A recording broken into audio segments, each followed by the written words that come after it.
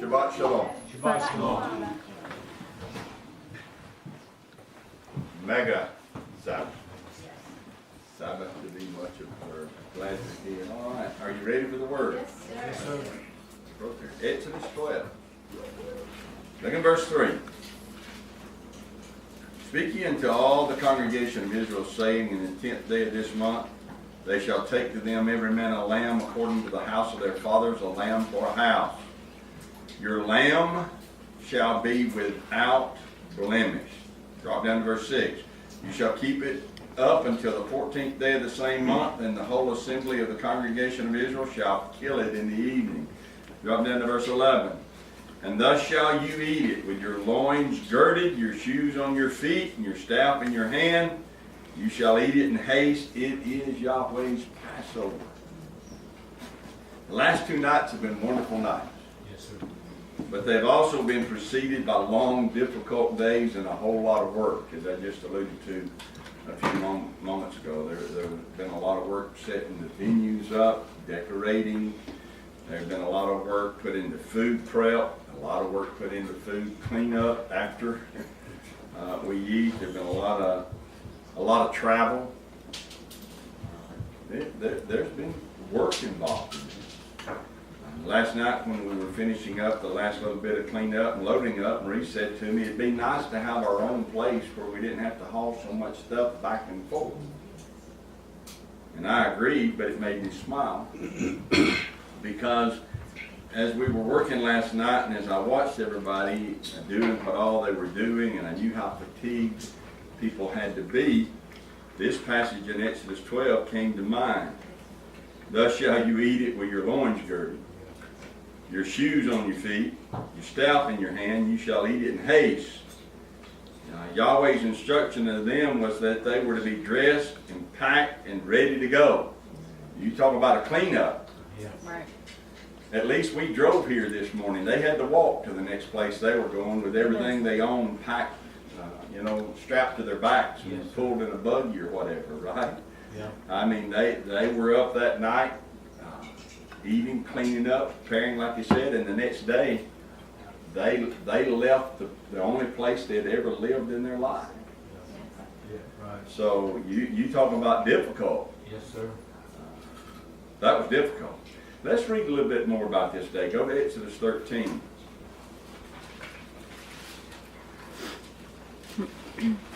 And Moses said, verse 3, Moses said unto the people, remember this day in which ye came out from Egypt, out of the house of bondage.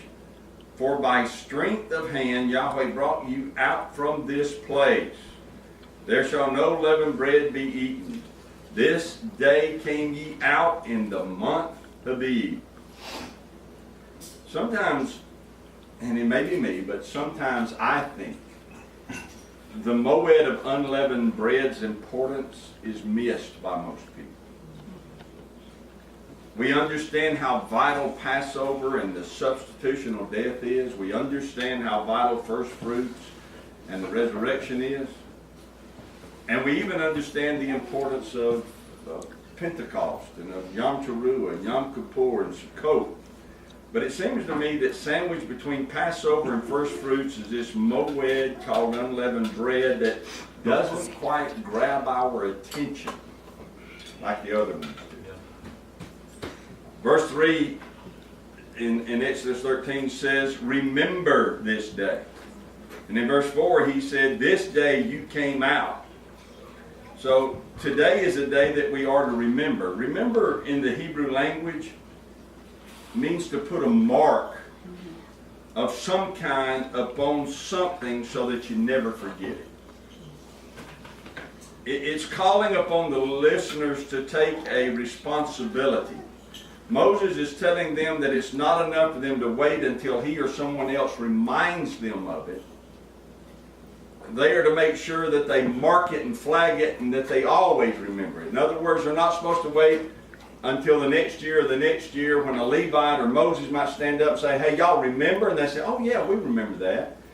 Instead, they're to mark it as a special day that they remember always. They're to remember it every day, because when things get hard, they need to remember the day when they were delivered. Right. When things look impossible, they should be able to remember this day when they were delivered. When the devil's trying to convince them that Yahweh doesn't really love them, they're to remember this day. Right. When their enemies are telling them that there's no way they will escape this time, they're to remember this day. Mark this day, because it's going to help you every day. Yes, sir. I think sometimes we get tired and discouraged and frustrated and afraid and weak in our faith because we did not remember what the 15th day of the first month really means. Listen to Moses again, verse 3. Remember this day in which you came out from Egypt, out of the house of bondage, for by strength of hand Yahweh brought you out from this place. There shall no leavened bread be eaten. You came out, he said. You came out of bondage, he said. You came out of bondage because of the strength of Yahweh. Notice that it doesn't say by strength of hand Yahweh defeated Pharaoh, or that by strength of hand Yahweh defeated Egypt. He did, but that's not what Moses is communicating to. The emphasis is that Yahweh's hand was with them. On them. Do you remember Jabez's prayer? Yeah. Do you? Mm-hmm. Yahweh what? Bless me indeed. What's the next line say? Remember? And let your hand be with me. Well, enlarge my coast and let your hand be with me. Keep me from evil that it might not grieve me.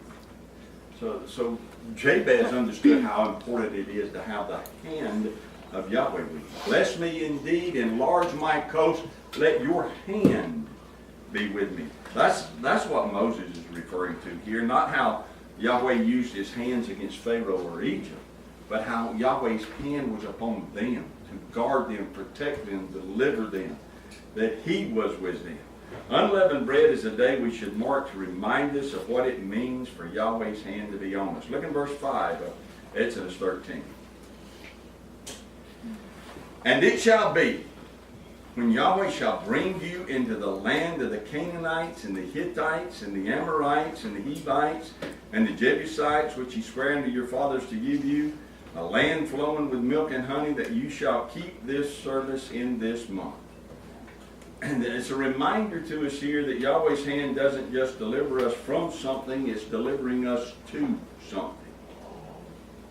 Verse 6, 7 days shall you eat unleavened bread, and in the 7th day shall be a feast to Yahweh. Unleavened bread shall be eaten 7 days, and there shall no leavened bread be seen with you. Neither shall there be leaven seen with you in all your quarters. And you shall show your son in that day, saying, this is done because of that which Yahweh did unto me when I came forth out of Egypt. So, through the Feast of Unleavened Bread, we're to be able to pass over unleavened bread, those two things linked together.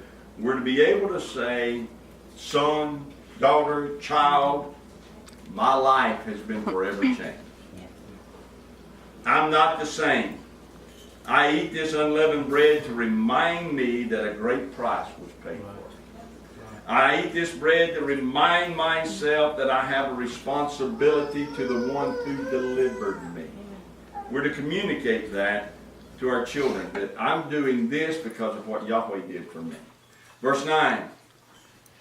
And it shall be for a sign unto you upon your hand, and for a memorial between your eyes, that Yahweh's law may be in your mouth.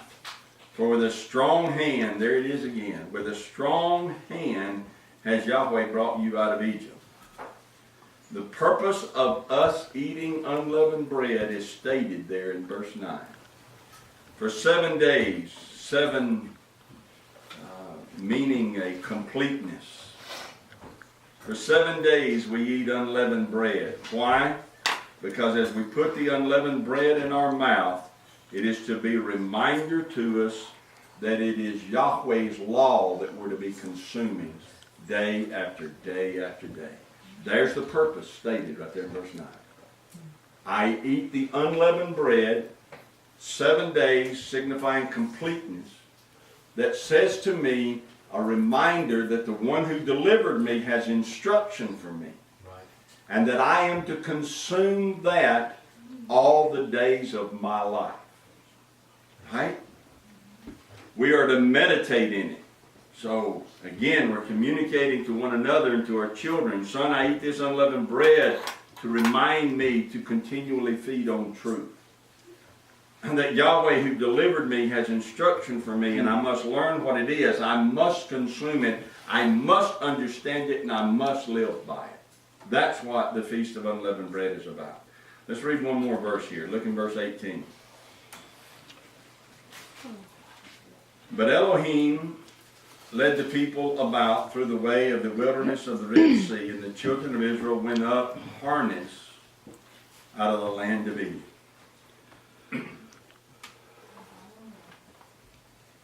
The children of Israel went up harnessed. The Strong says this word means to be staunch. It's also translated in a few places as armed. But the meaning of the word is staunch or staunched. I don't think the intent here is to tell us that they were armed, because being armed isn't the reason that Pharaoh set them free. Right.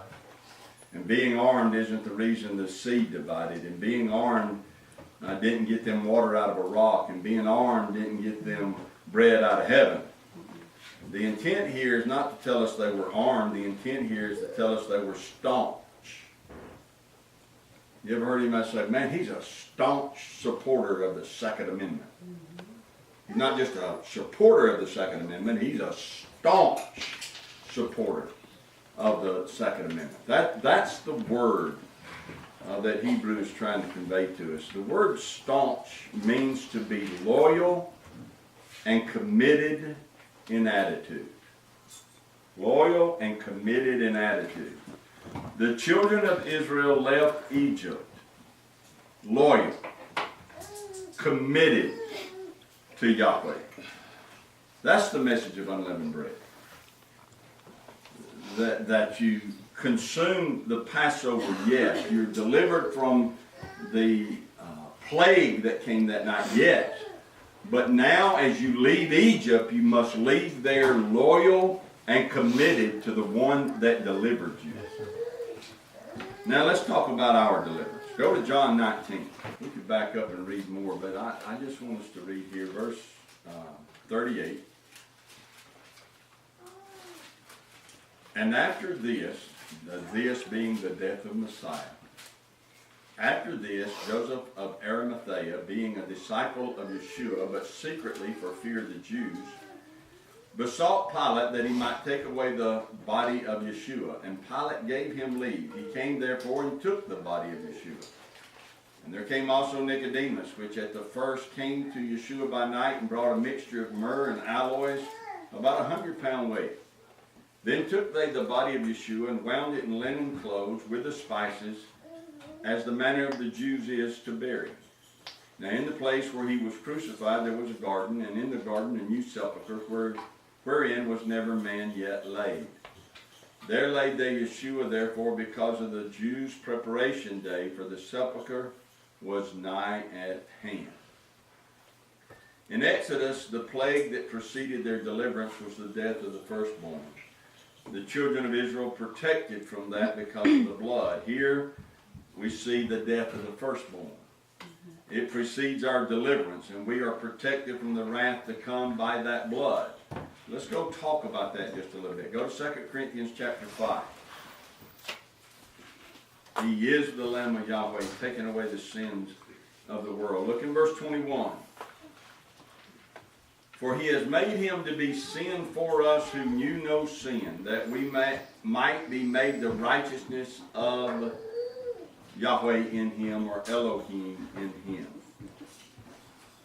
He was made to be sin for us who knew no sin, that we might be made the righteousness of Yahweh. This verse, I think, gets taken out of context quite a lot. I am the righteousness of Yahweh, they claim. But we need to look at a couple of things here. So let's look at both of them. Number one, it says he was made sin, though he knew no sin. He never sinned, but he was made to be sin. Yahweh placed upon him our guilt.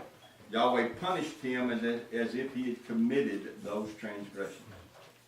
Though he had never lied, though he had never stolen, though he had never committed fraud, though he had never extorted, though he had never committed adultery, though he had never murdered, though he had never taken Yahweh's name and treated it as nothing, though he had never worshipped another deity, though he had never embraced idols and graven images as though they were sacred, though he had never done any of that, he was condemned to die as if he had committed every one of those things. He was made sin, and it says there, for us. And therefore, according to Luke 16, when he died, as a sinner, he would have lifted up his eyes in Hades, being in torment. He didn't lift up his eyes after Joseph had placed him in that tomb. He lifted up his eyes the moment that he closed his eyes on that stake and said, there, he declared, it is finished, and he gave up the ghost. That instant, he, dying as a sinner, lifted up his eyes in Hades. So we know he was made sin for us, and we can understand that, but it's also equally important, and that's what Unleavened Bread is trying to communicate to us, that we understand the second part of that sentence. He did that we might be made the righteousness of Yahweh in him. The word translated made, the second time there, is different than the word translated made the first time. He made him to be sin is a different word than the one where it says that we might be made the righteousness. Two different words. He was made sin. That word translated made there means to form or to fashion or to cause something to be. So he was caused by a judicial decision to be made sin. He was condemned as guilty. It was a definite act. It was done. But the second word translated as made doesn't mean to form or fashion or cause to be. I want you to listen to it very carefully again. The translators here, even in the King James, though I know they could have done better, they're trying to give you a hint that this word is different. Because it doesn't say that we be made the righteousness of Elohim. It says that we might. Everybody say might. Might. That we might be made the righteousness. It's less definite than the first one. In the first one, it was very definite. He was made sin. But it's not so definite in the second one, that we might be made the righteousness of Yahweh. The word is better translated as this, and you'll see it in a lot of translations, especially if you look at literal translations. Literal translations of this verse say it this way, that we might become the righteousness of Elohim. Not that we are made the righteousness, but he became sin that we might become righteousness. Here's the point. Not everybody who left Egypt loyal and committed made it to the land of promise. They were loyal, they were committed, we saw that. But not all of those who were loyal and committed made it to the land of promise. And not everyone for whom Messiah dies becomes righteous. He died that we might. He died to free us from the bondage of sin. He died to set us free so that we could walk in righteousness, but it's up to us to choose to do that.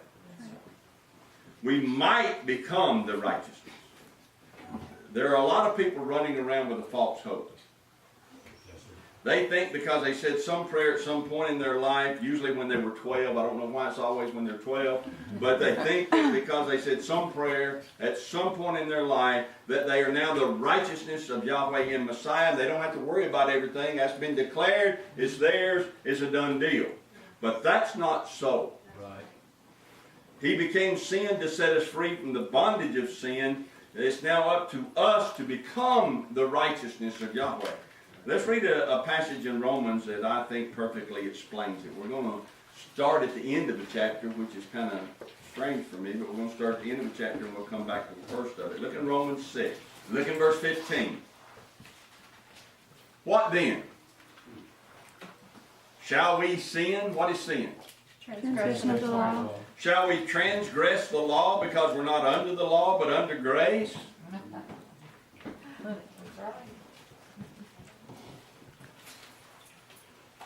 Yahweh forbid. Know ye not that to whom you yield yourselves servants to obey, his servants you are to whom you obey, whether of sin unto death or of obedience unto righteousness? But Elohim be thanked, that you were the servants of sin, but ye have obeyed from the heart that form of doctrine which was delivered to you. Being then made free from sin, you became the servants of righteousness. I speak after the manner of men because of the infirmity of your flesh. For as you have yielded your members servants to uncleanness and to iniquity unto iniquity, even so now yield your members servants to righteousness unto holiness. It's a choice that we make. For when you were the servants of sin, you were free from righteousness. Sin, transgressing the law, was also a choice. Verse 21. What fruit had ye then in those things whereof ye are now ashamed? For the end of those things is death. But now being made free from sin and become servants to Yahweh, you have your fruit unto holiness, and the end everlasting life. For the wages of sin is death, but the gift of Elohim is eternal life through Yeshua HaMashiach our Master.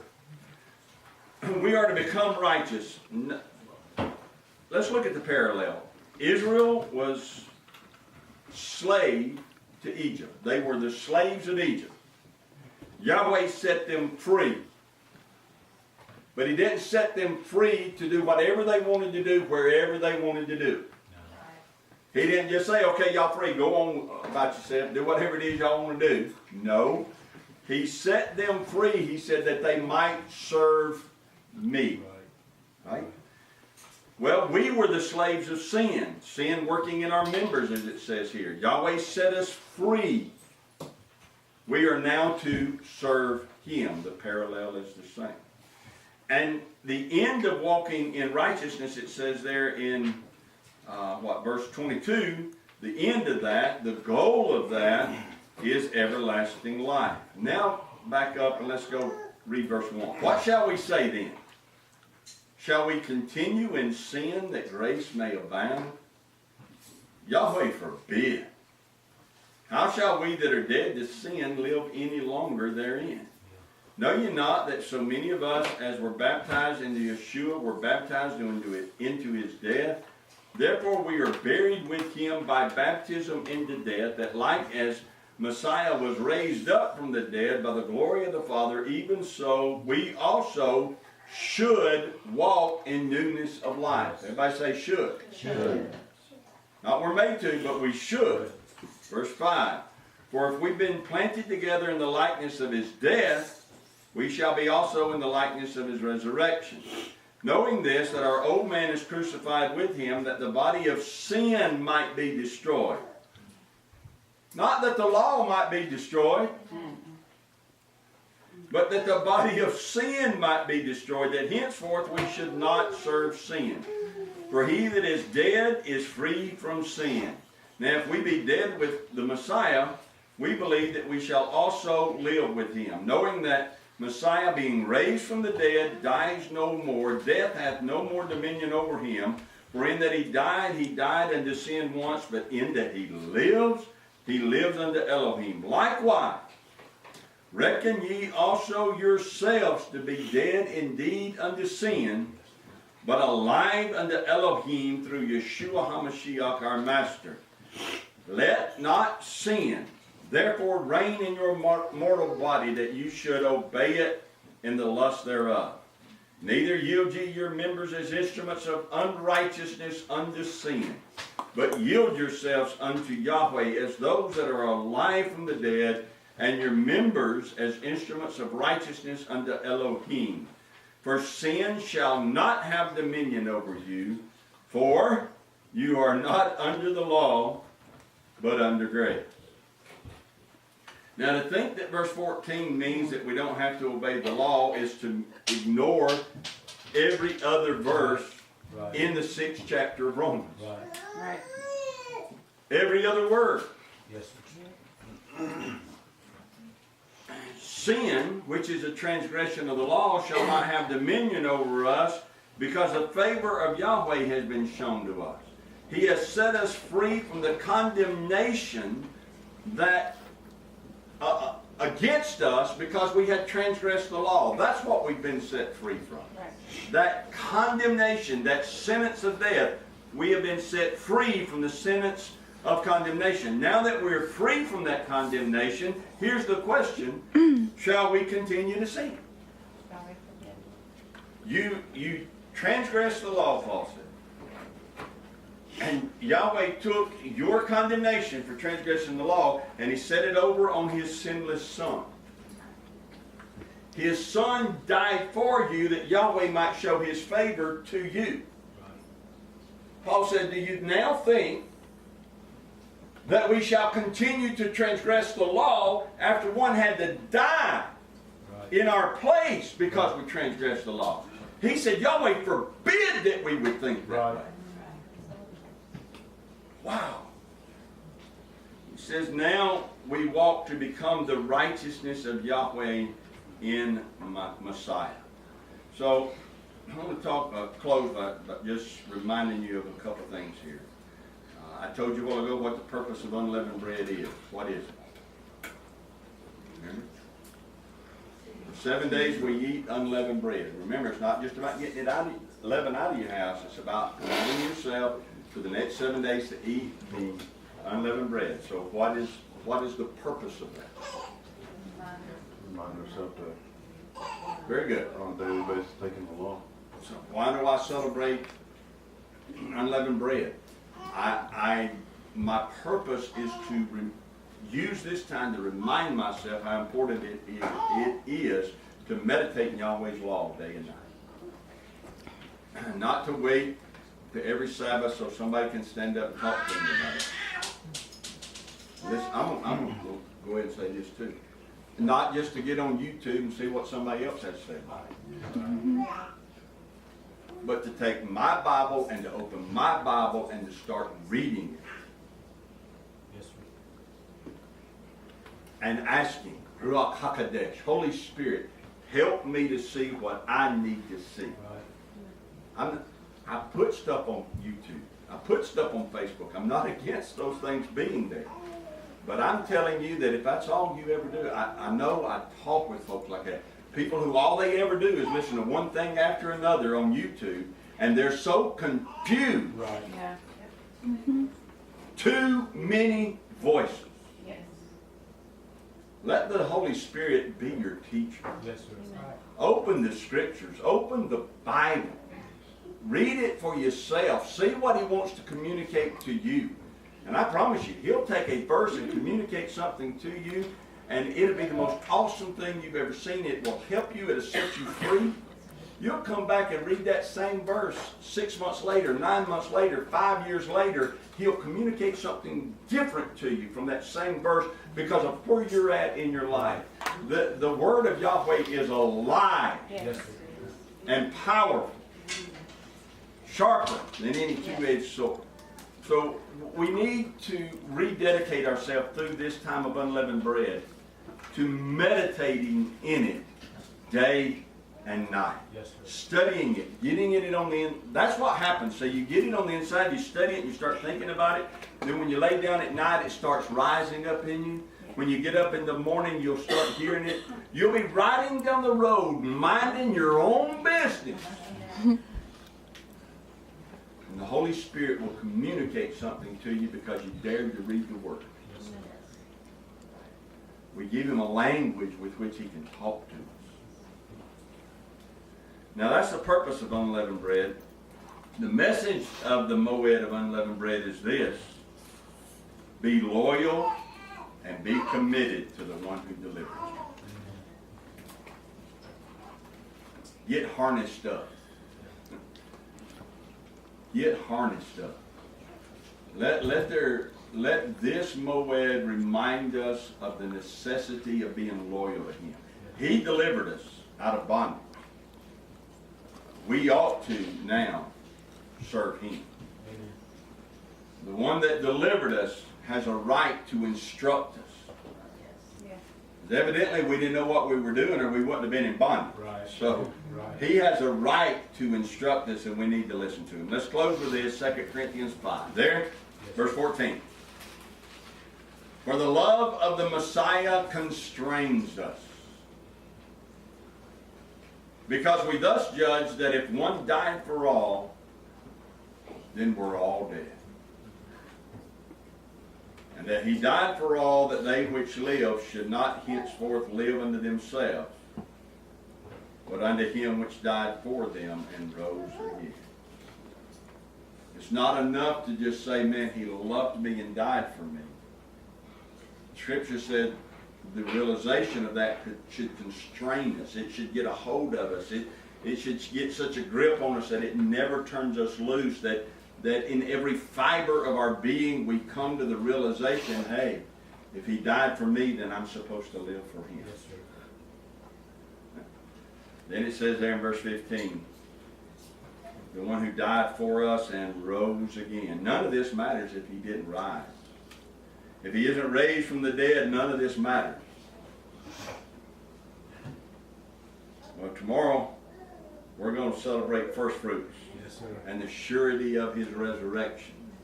And we are sure of His resurrection. So we're going to talk more about that at the Browns tomorrow morning at 10:30. But for today, we want to become aware.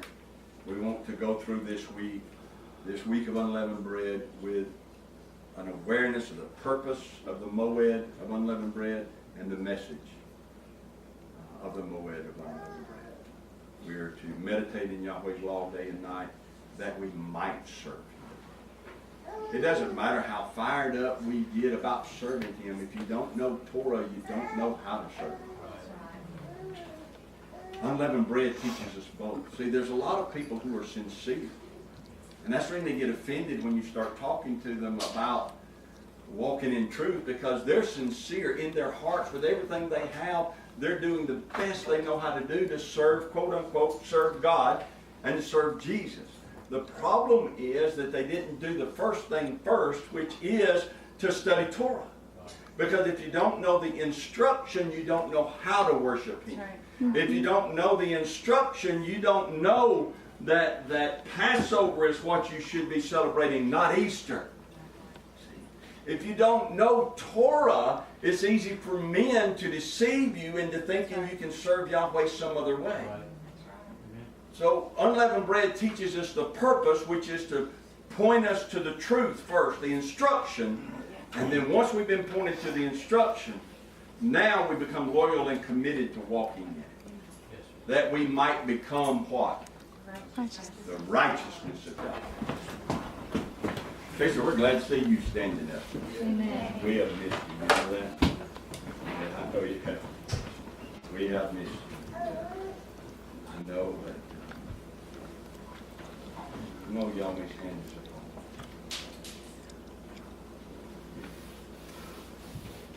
you. That's a good thing. Yahweh bless you and keep you. Yahweh make His face shine upon you and be gracious to you. Yahweh lift up His countenance upon you and give you shalom. As I place His name upon you, so shall He bless you.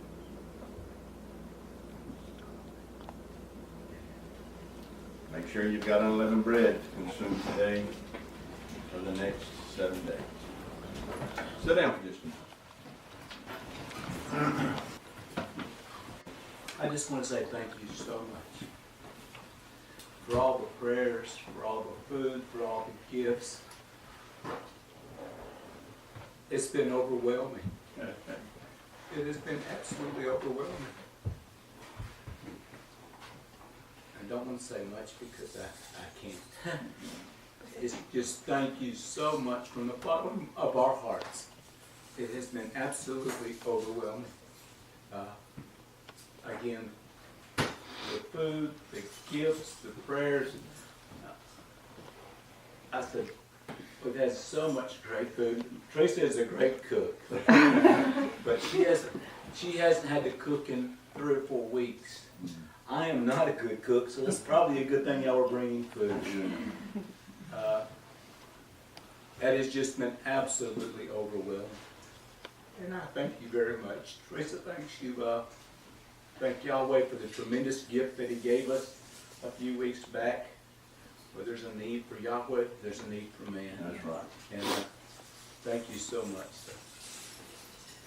I love you all very, very much. It's great to meet new family. It's great that y'all came. Again, thank y'all so much. Again, from the bottom of my heart, from the bottom of our hearts, thank you so much. I have been absolutely overwhelmed. Thank you. Y'all are too much, you realize. You're just too much in a good way. What's that? The assembly of too much. Y'all are too much, you know. And I always know that, but the way you've responded the last 3 or 4 weeks with the news and things that have been going on, you're just, is it overwhelming? It's awesome to be overwhelmed with things. Yes, sir. It continues to be evidenced over and over again that you are loyal, and you are committed, and you are becoming the righteous. You're dismissed. Thank you.